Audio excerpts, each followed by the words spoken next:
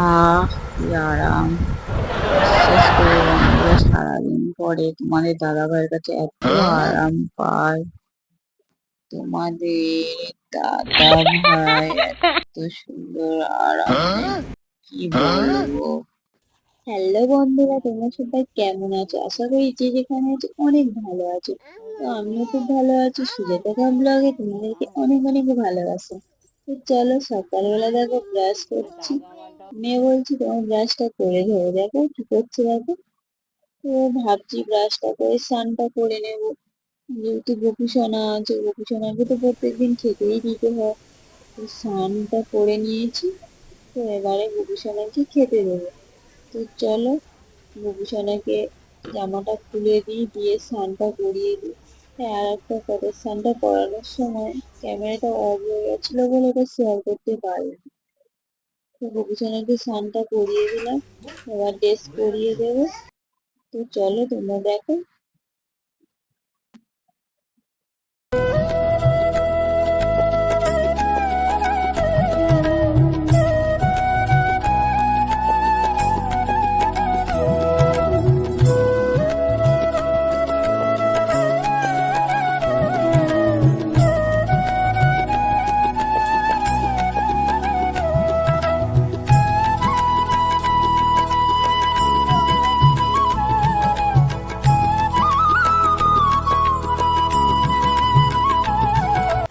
তো চলো, আমার পুজো হয়ে গেছে, আর এখানে দেখো আলু টালু কেটে নিয়েছে, আজকে একটু চিকেন হবে। তো আজকে ভাবলাম একটু মাংস করি। তো আর আজকে আমাদের এখানে তো মানে আকাশটা মেঘ করেছে, মেঘলা মেঘলা। ভালো লাগবে তাই না বলো, ঠান্ডা ঠান্ডা মাংস খেতে। তো চলো ঝপাঝপ, বেশি না বক বক করে রান্নাটা করে নি।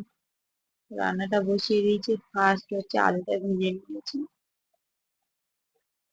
আলুটা ভেজে তুলে নেবো। আর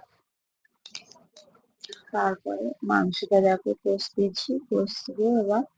তো চলো, আমার রান্না তো হয়ে এসেছে, তোমাদের সাথে গল্প করতে করতে। তো চলো, খাওয়া দাওয়া হয়ে গেছে, তোমাদেরকে ওটা শেয়ার করি।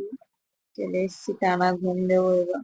আর এত মাথাটা ব্যথা করছে, তোমার দাদাভাইকে বলছি একটু মাথাটা টিপে দাও না, তো এই জন্য ওরকমই করছিল। তো এত আরাম, আহ কি আরাম, কি বলবো তোমাদের। তোমাদের দাদাভাই যখন এরকমই দেয়, এত আরাম লাগে, কি বলবো। তো চলো, সারাদিন এত কাজ করার পরে তো বিছানাতে শুলে আর ভালো লাগে না, মনে হয় যেন সারাদিন শুয়ে থাকি। তো চলো, ভিডিওটি কেমন হয়েছে অবশ্যই কমেন্টে বলবে, আর যারা নতুন তারা অবশ্যই চ্যানেলটা সাবস্ক্রাইব করে দেবে। ঠিক আছে, আজকে যেমন টাটা।